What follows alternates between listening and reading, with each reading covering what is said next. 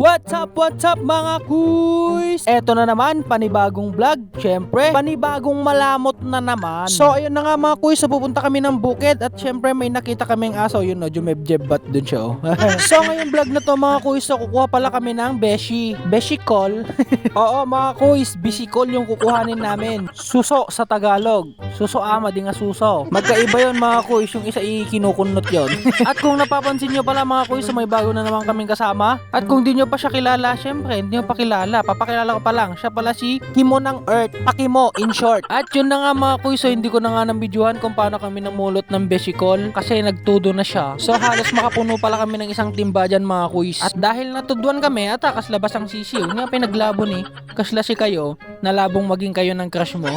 Nagsakito! So yun na nga mga kuys, so halos nakaisang timba din kami dito. At dahil malim na, ay lininisan na namin agad. So ipapakulo pala natin to mga kuys at lalagyan natin siya ng daon ng tanglad para mawala yung lansa. Uy, J-Core! So yun pala, si J-Core pala ay kapatid ni Onak ng Mundo mga kuys. At yun na nga, ang cook pala natin ngayon ay si Onak ng Mundo, Yoro. At syempre nagbuhok na siya agad. Syempre, vlog mo yato, syempre siya di masunod ah.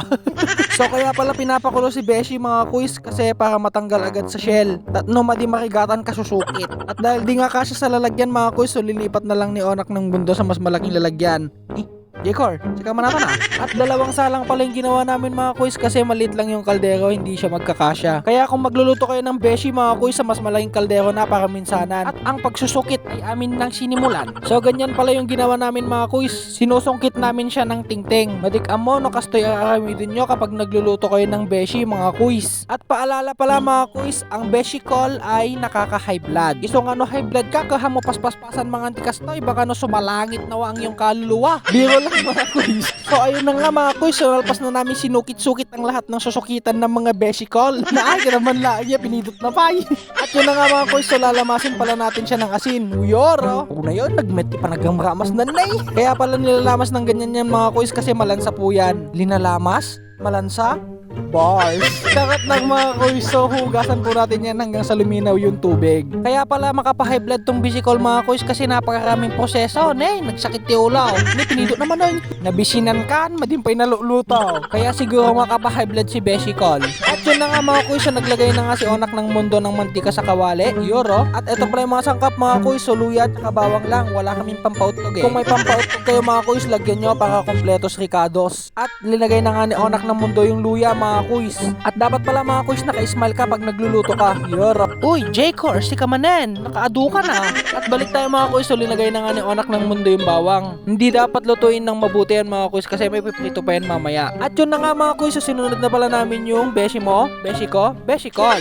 J-Core, si ka J-Core, tila-tila pakakitkitaan mi kanyam. At dahil lagi kang kasali J-Core, so ikaw na si J-Core ng Mars. At yun na nga mga kuys, so kapag nagisa na, so lalagyan na pala natin siya ng pampalasa. At agad na din isusunod ang jowa mo, Yoro. So i-adobo muna pala natin siya mga kuys. I-adobo natin siya sa kalamansi, Yoro. So damihan nyo siya ng kalamansi mga kuys para naman, wala lang, insingot ko lang gamin naman may bagakon. So hayaan lang natin siyang kumulo ng kumulo mga kuys hanggang sa maging ganito na yung itsura niya. Ayan na nagkahod. At yan la, di ka lang makatututo gamin. O diba, nagmet ay kulay na. Naging ganyan yung kulay niyan mga kuys. Gamin inikan miti. Nela, J-Core, inikan miti food coloring mga kuys. Tano na yung imas ay itsura na syempre. Tapno madi nga nakabisbisag.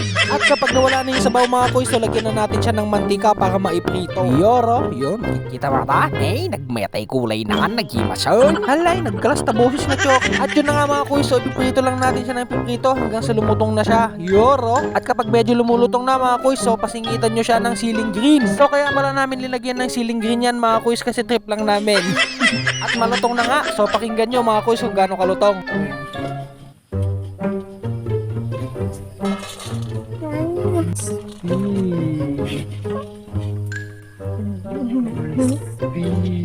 Oh, di ba naglutong? At dahil luto na nga, inyapay laang timplaan na.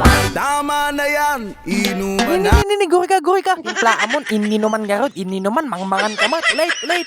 At dahil luto na nga, timplaan na. Tama na yan, inuman na.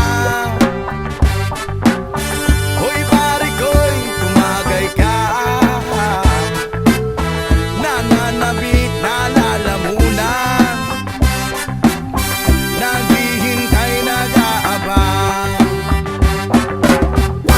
Magjujong sabay kampay,